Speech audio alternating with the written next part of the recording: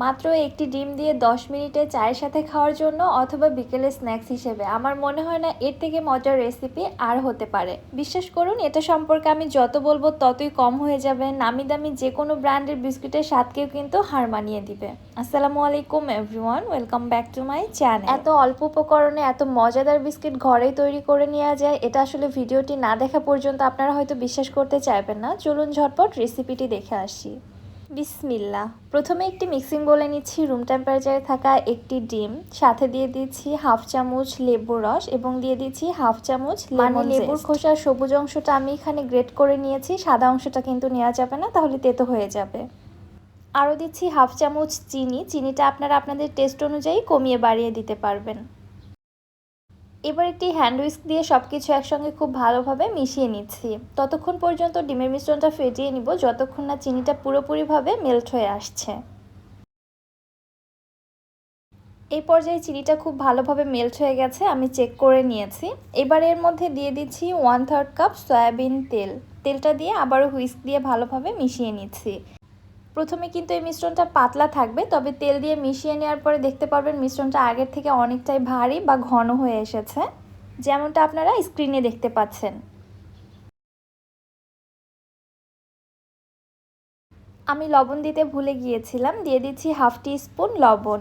আবারও হুইস্ক দিয়ে ভালোভাবে মিশিয়ে নিচ্ছি।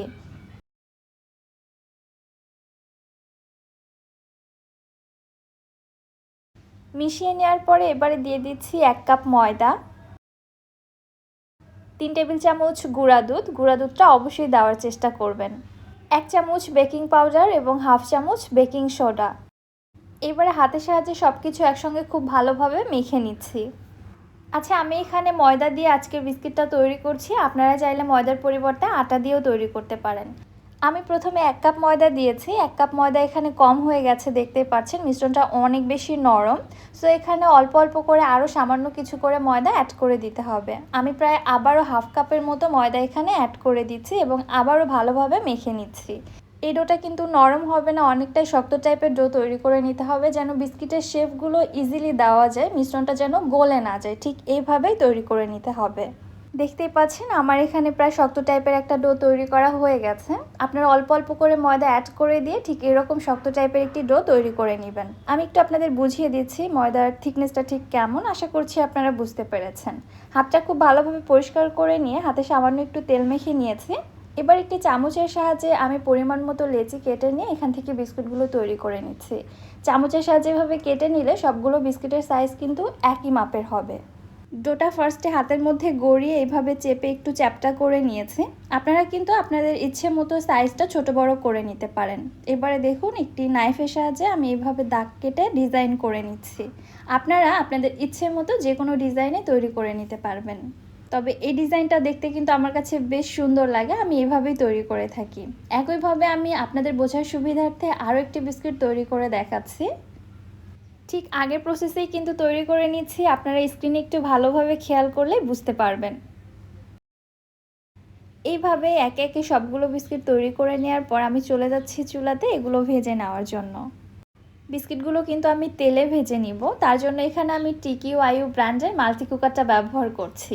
যারা আমার রেগুলার ভিডিও দেখেন তারা তো অবশ্যই জানেন আমি এই মাল্টি কুকারে রান্না করতে কত বেশি পছন্দ করি। তেলের মধ্যে বিস্কিটগুলোকে ছেড়ে দিয়ে উল্টে পাল্টে ভেজে নিব, একেবারে বেশি পরিমাণে না দিয়ে অল্প করেই দিয়ে দিব, কারণ বিস্কিটগুলো ফুলে কিন্তু অনেকটাই বড় হয়ে যাবে, পরবর্তীতে স্পেস নিয়ে নিবে।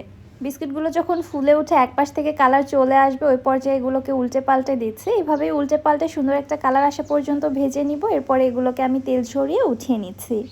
মাশাআল্লাহ, দেখতে পাচ্ছেন মাল্টি কুকারে বিস্কিটগুলো কত সুন্দরভাবে ভেজে নেওয়া গেল। আপনিও যদি মাল্টি কুকারটি অর্ডার করতে চান আমি ক্যাপশনে পেজটি মেনশন করে দিয়েছি, অর্ডার করে নিতে পারেন। মাশাআল্লাহ মাশাআল্লাহ, বিস্কিটগুলো জাস্ট দেখুন কত বেশি লোভনীয় হয়েছে। তৈরি করা কি আপনাদের কাছে খুব বেশি কঠিন মনে হয়েছে? একদমই না। মাত্র 10 মিনিট হাতে সময় থাকলে আপনারা কিন্তু এই বিস্কিটগুলো ঝটপট তৈরি করে নিতে পারবেন। দেখেই তো বুঝতে পারছেন বিস্কুটগুলো খেতে কত বেশি মজা হবে। তবে টেস্ট যেহেতু আমি আপনাদের বোঝাতে পারছি না, সো অবশ্যই বাসায় ট্রাই করে আপনারা টেস্টটা বুঝে নেবেন।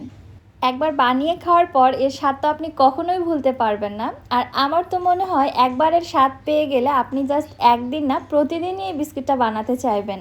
বাহির থেকে কেনা নামি দামি ব্র্যান্ডের বিস্কিটও কিন্তু আপনার কাছে আর খেতে ভালো লাগবে না। রেসিপিটা আপনাদের কাছে কেমন লাগলো অবশ্যই আমাকে কমেন্ট করে জানাবেন। ভিডিও ভালো লাগলে যারা আমার ইউটিউব চ্যানেল থেকে ভিডিওটি দেখছেন চ্যানেলটি সাবস্ক্রাইব করে দিবেন, এবং যারা ফেসবুক পেজ থেকে দেখছেন পেজটিতে একটি ফলো দিয়ে দিবেন। আজকের মতো বিদায় নিচ্ছি। আল্লাহ হাফেজ।